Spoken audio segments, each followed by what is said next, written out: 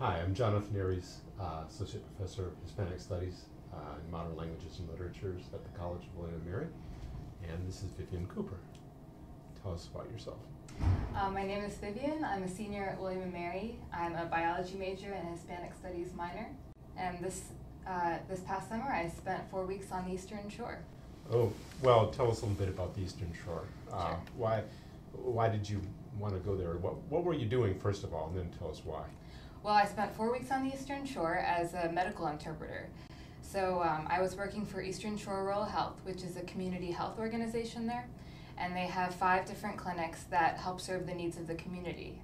This is a very underserved community, and a large part of their population comprises of Hispanic migrant farm workers. So I was really working to help mediate their experience with the healthcare center there.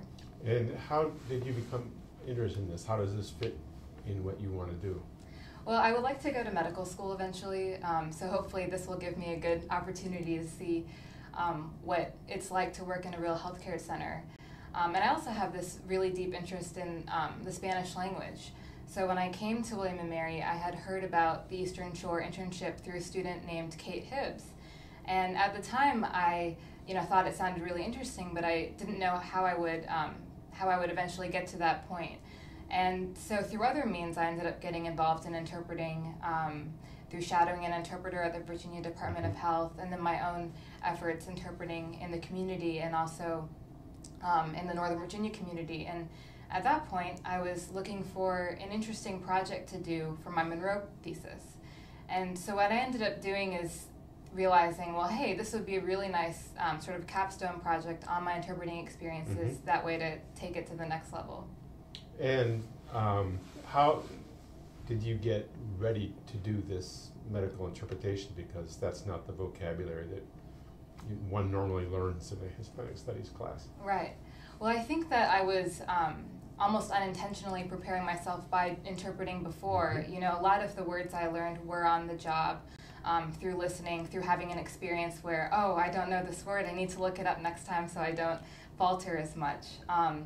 But more so than that, really taking the 1 credit Hispanic Studies class with you, Professor Arries, called Medical Interpretation, I was really able to fill in the gaps where I was missing information. And in a way, it was a cool way to learn more about the medical world, because I think that a lot of times we don't know what these words mean in English, and to be able to describe them in Spanish kind of helps reinforce that.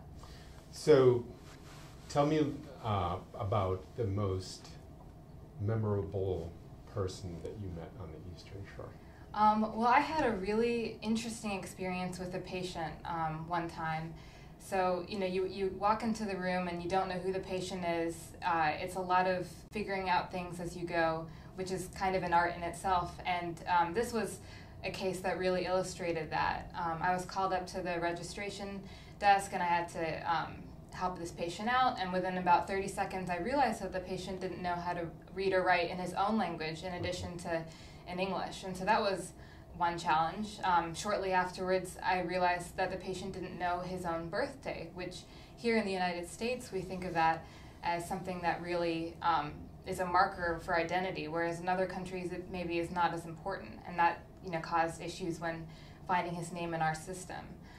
But then even further than that, it wasn't until I was in the room with the patient himself and with the nurse practitioner, we were setting up for what we thought was going to be a regular TB test, which usually only takes 5 minutes, so we hadn't scheduled very much time for it.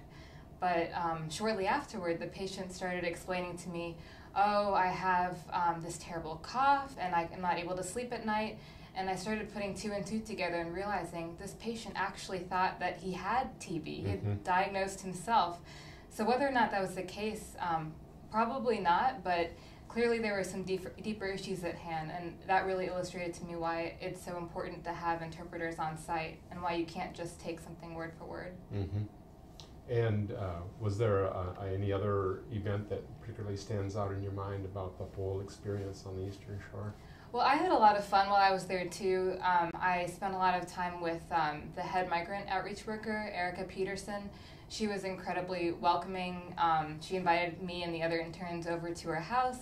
where we had a big kind of a picnic and played volleyball. I learned how to make pico de gallo, so I was in a way interacting with the locals just as much as working in the health center. That's great.